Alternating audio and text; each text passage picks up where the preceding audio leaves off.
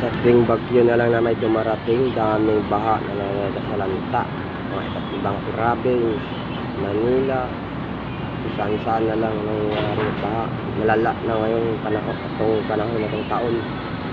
Dati naman wala namang gaano nagbabaha. Ngayon dami na salanta, dami na namamatay.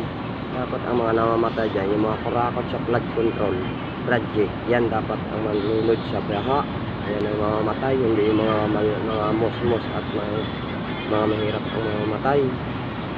Dapat yung mga nakaupo sa pistong mga kurakot, yung mga animal kayo, yan kayo ang mamamatay dapat.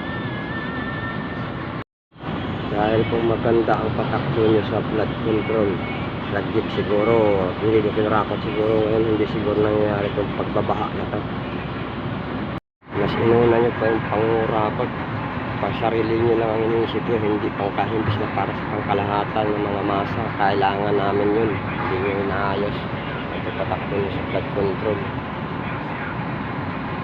Nakasarili kayo mga nakaupo sa gobyerno. Kailanganin nyo, hindi kayo nanalo kung hindi dahil sa mga masa, para lang kayo binoto para umupo sa bansa natin. Tapos ngayon nangyayari, tinawag po kayo mga politiko, tapos yung karamihan pala sa inyo mga kurakot.